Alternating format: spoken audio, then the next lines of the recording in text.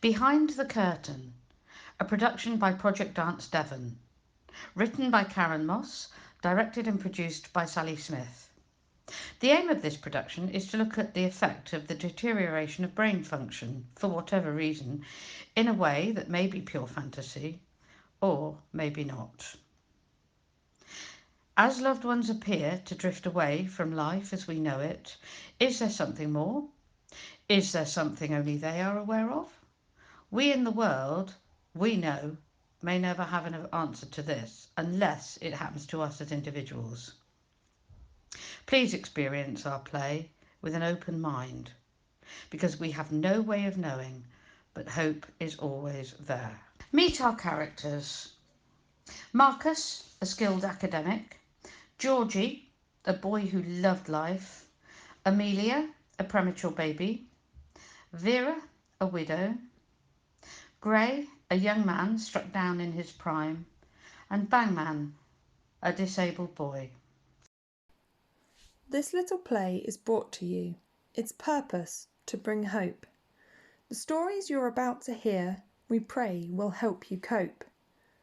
We've all known people who withdraw for many, many reasons. Some are natural, some are not. Some change just like the seasons. Each person taking part today in the stories you will hear have things to tell you that may help and keep your thinking clear. Marcus had always been aware of them.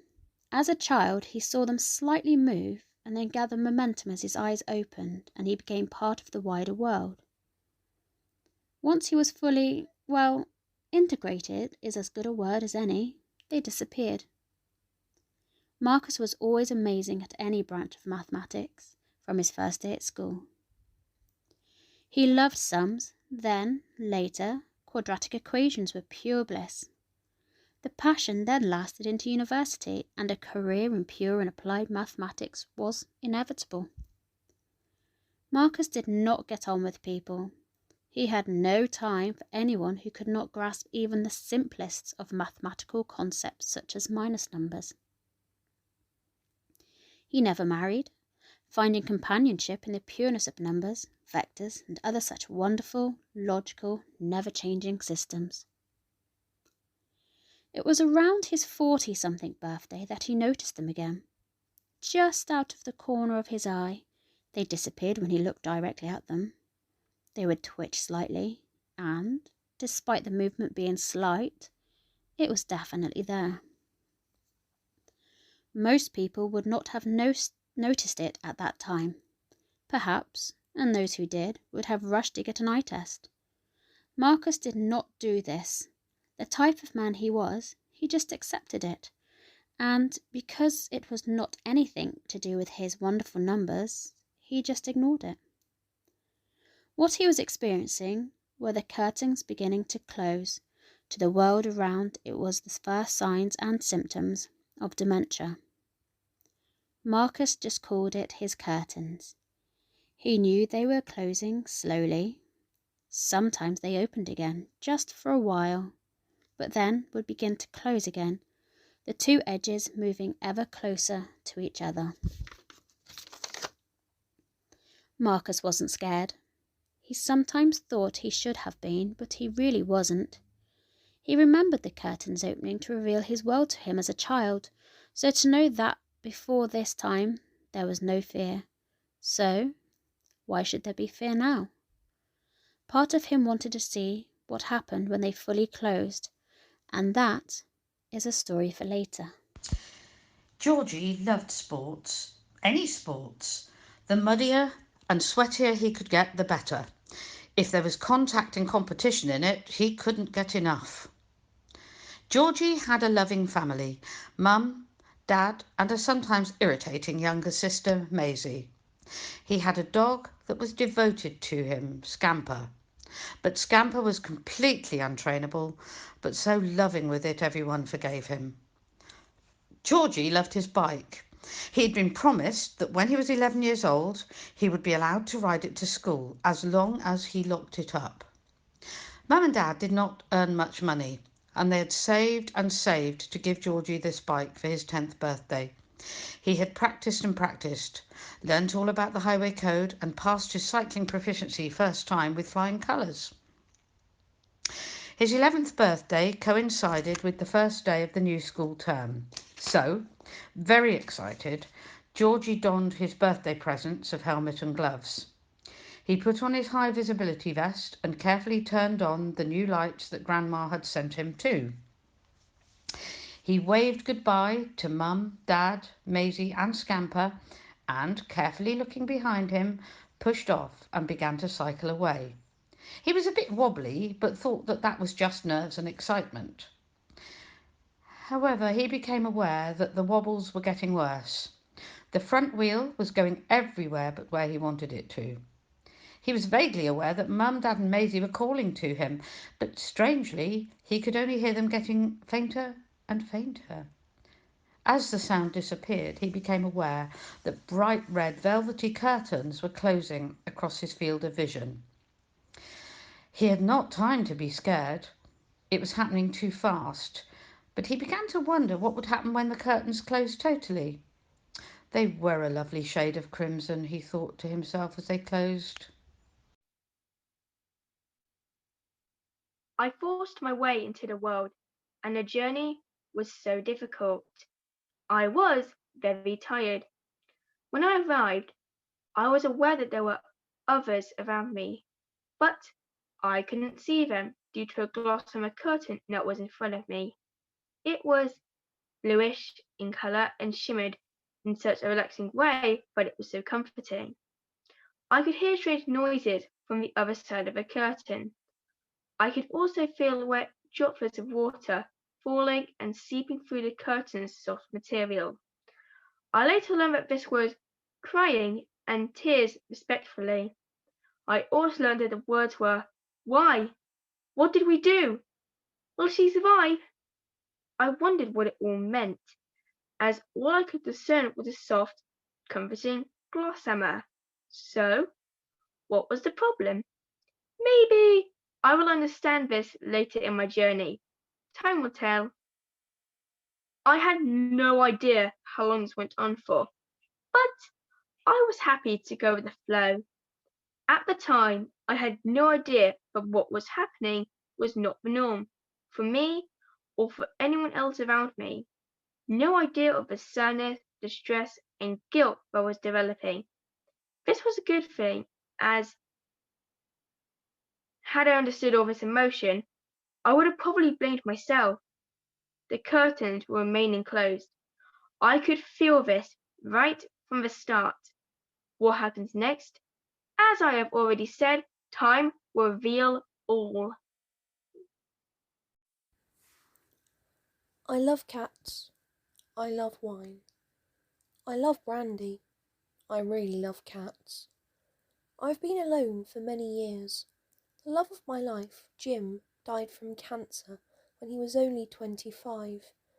I felt very hard done by, as we'd been soulmates, and he'd gone very fast from the strong, hard-working miner that I'd married to a thin, weak shell of a man.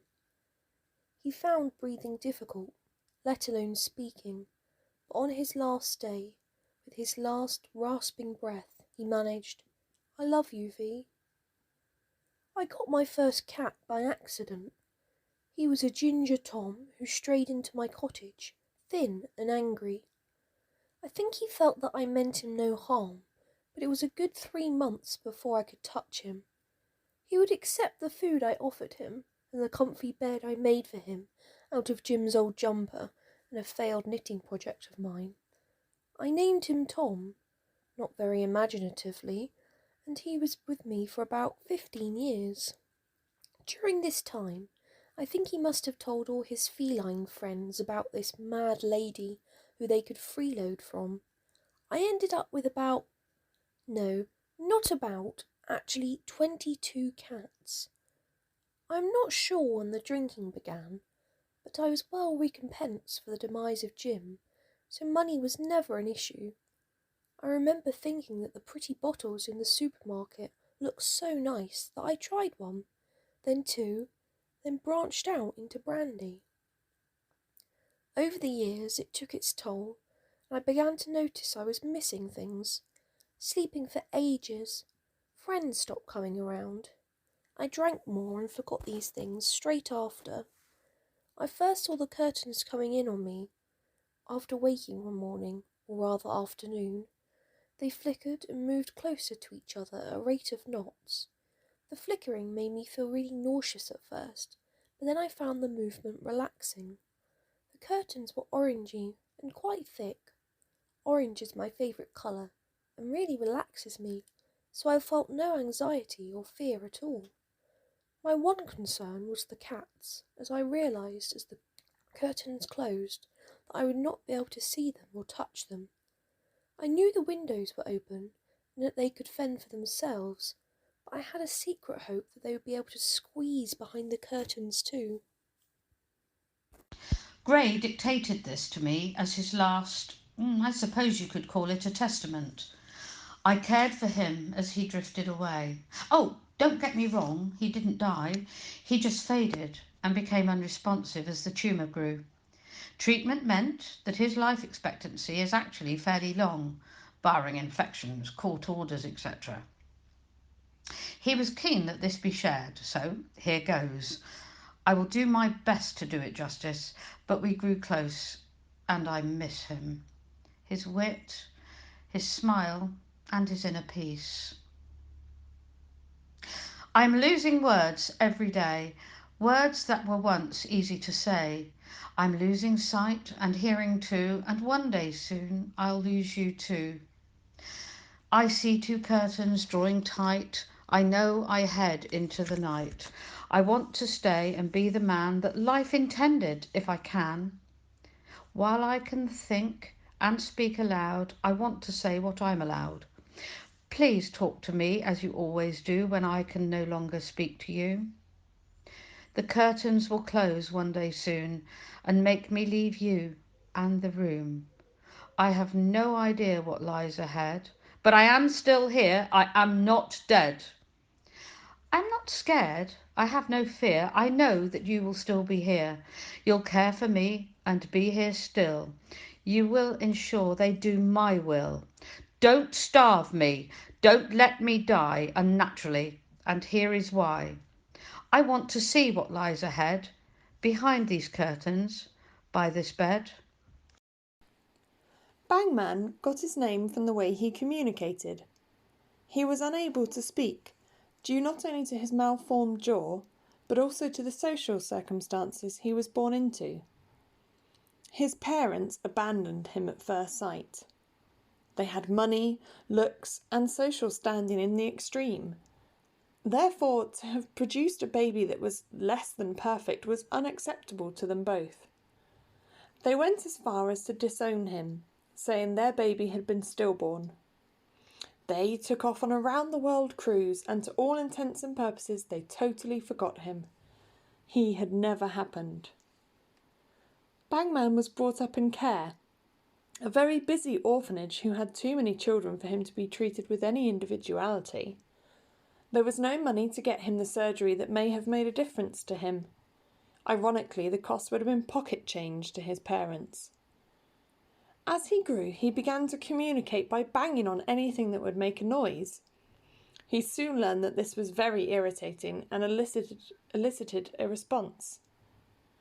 I joined the orphanage as a volunteer and became fascinated with Bangman, then 3 years old. I felt that the gaze behind his bright blue, all-seeing eyes was that of an intelligent, inquiring child, trapped in a non-functioning body. Over time, we developed a system of sounds. I gave him wooden blocks, and between us we developed the obvious 1 knock for yes and 2 for no. Let me show you. Are you hungry? Are you thirsty? Would you like a drink?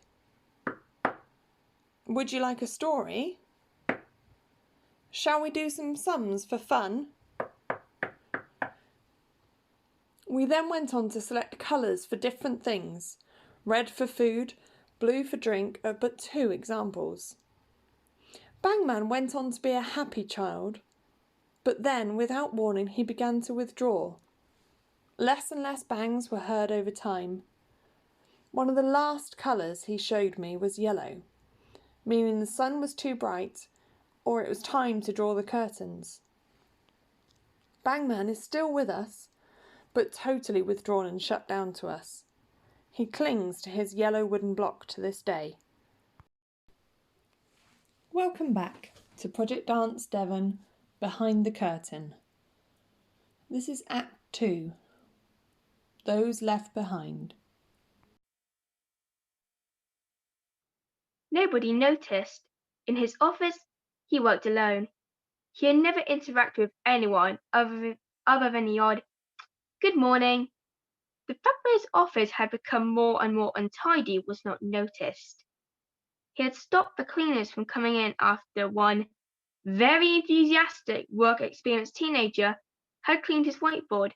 The shouts that resonated around the office were still legendary.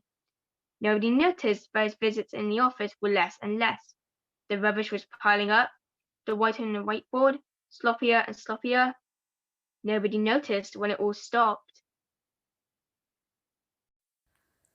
As Georgie rode off, they laughed as he wobbled. Then their laughs turned to smiles. Then those smiles turned upside down as he fell to the ground.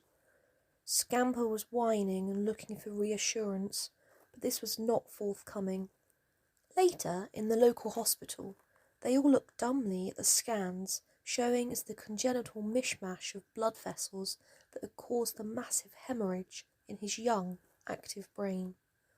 They looked at the dark area of the hemorrhage that had robbed him of his promising young life. As he lay there, breathing but unresponsive, they mourned. Everyone was so kind, encouraging them to talk to him. Scamper visited and licked his hand, then lay on the bed with him gazing at him and quietly whimpering. It was as if he was talking to Georgie, willing him to wake up and play with him again. His favourite music played through his headphones. His favourite footballer wrote him a letter and recorded a message, but no response was seen. Georgie was in a twilight world. How could this have happened again? Another perfect pregnancy, another little girl who was unresponsive. Mum cried, Dad cried. The midwife watched helplessly. There was no malpractice as everything had gone to plan. The supermarket girls occasionally wondered why the lovely lady, who brought a lot of wine, had stopped coming in. They had noticed she had forgotten her purse a few times before she stopped visiting the store, and that, once or twice, they had had to guide her to the cat food. They had often commented on how lovely her smile was. They had a guessing game as to how many cats she had, as she often bought cases of cat food at a time. Someone said they thought she had probably gone to online shopping. I missed him. I was his constant companion during his year battling his glioblastoma. I admit I used to fantasize that if things were different, we could have been together and had a wonderful life. In a bizarre twist of fate, the treatment was successful, inasmuch as he didn't die as he should. However, the unresponsive state he was left in made even me question my life at all costs belief system. His words to me were precious.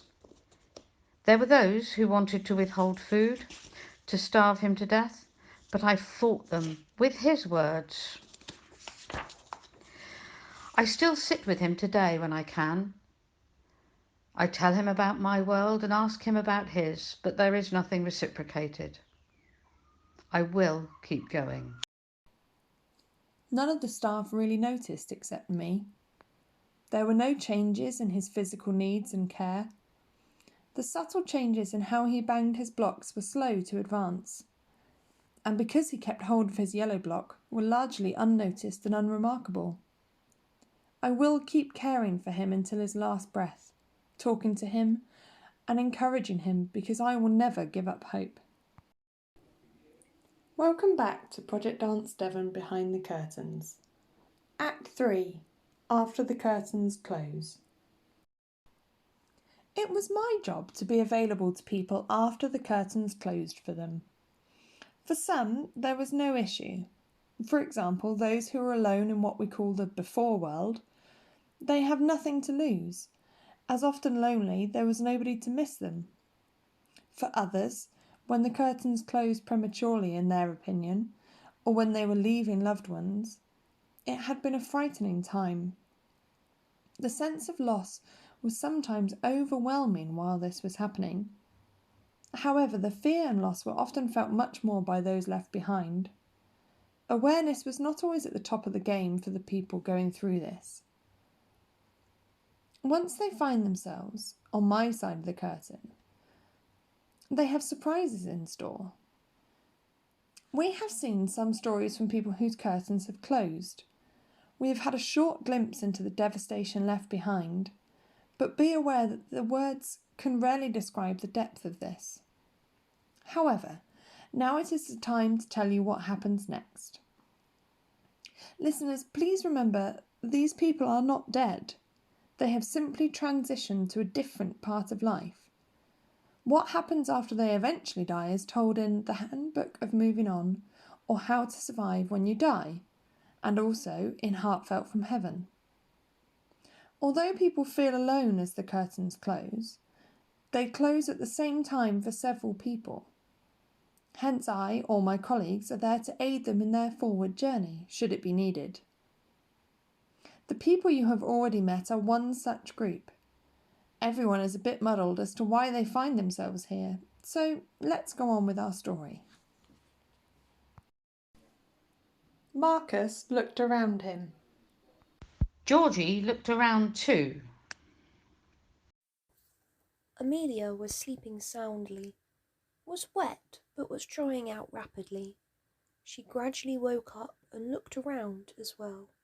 She smiled. Vera was sleeping soundly and had not noticed the final swish of the curtains at all. She woke up and looked around her. She smiled too. Grey was smiling from ear to ear. Bangman was banging his yellow block with his intelligent blue eyes, looking in every direction. I will let them tell their stories, as they can do so far better than I can. For the first time in a while, I feel I am in control of my faculties. I feel like my head has cleared and I am able to process, which is so important to me. I want to ask what happens now, but I can see that there is a wonderful sight just over to my right. A large room, comfortable yet functional.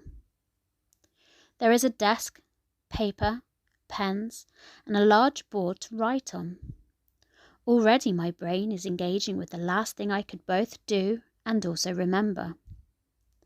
My favourite drinks and snacks are there and, most importantly, no other people.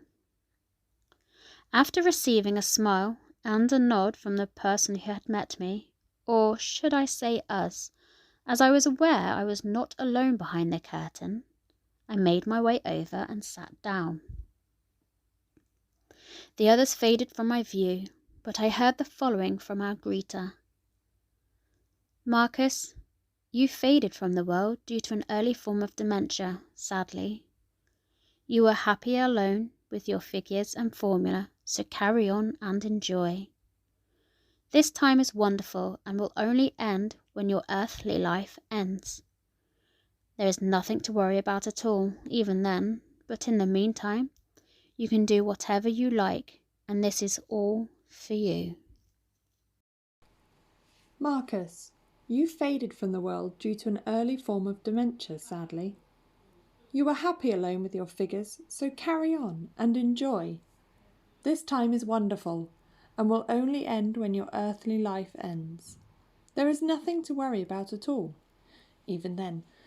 But in the meantime, you can do whatever you like, and this is all for you.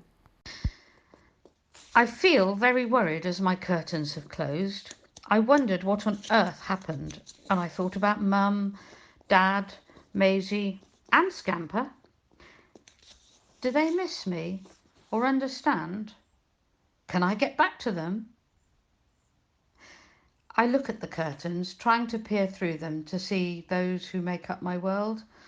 I could hear or see nothing. I started to panic, but then turned around and looked behind me. There was a gorgeous bike and what looked like a wonderful path that I could cycle along. It looked like it went on forever, and in the distance was my grandpa. Except it couldn't possibly be him, as he was in a home for old people. He hadn't been able to speak or move since he had a stroke, I think they call it, and that was when I was 5 years old. Before that, I remember him playing tirelessly with me, pushing my trike, throwing balls, running with me. I remember thinking, why do they call it a stroke? A stroke is a lovely thing to get. Scamper loves strokes. Grandpa became silent after his stroke, dribbling from the side of his mouth, and could no longer do anything with me. This was anything but gentle. This was mean and nasty. However, now he turned and looked at me, smiling and holding his hand out to me. He even spoke. Georgie, my lovely boy, let's go and play. I am so glad I am drying out. I got so wet and did not understand why. The gloss summer was so beautiful that I didn't want to look away at first.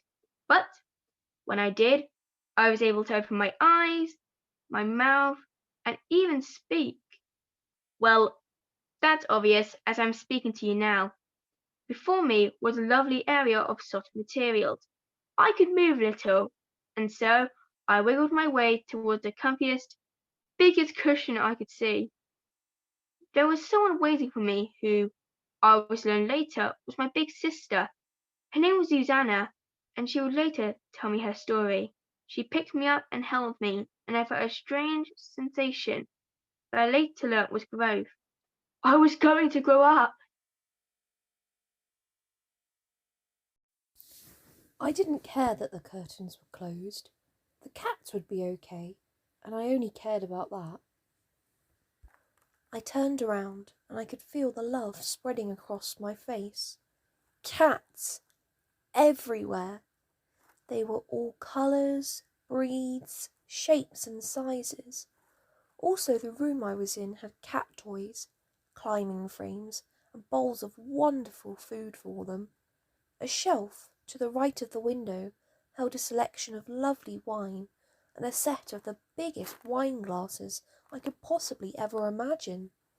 To the right of these were bottles of brandy with huge brandy glasses too. The cats were looking at me, and I swear they were smiling at me. The purrs grew louder and louder. There was a huge armchair, room enough for me and at least 20 cats. A table for my wine and brandy was to the left of the chair. What more could I want? As I moved to the chair, the cats moved to join me. I couldn't stop smiling. I could see clearly for the first time since the wretched interloper had invaded my brain. I could smile, and smile I did, turning away from the curtains to look around. My initial fear turned to delight.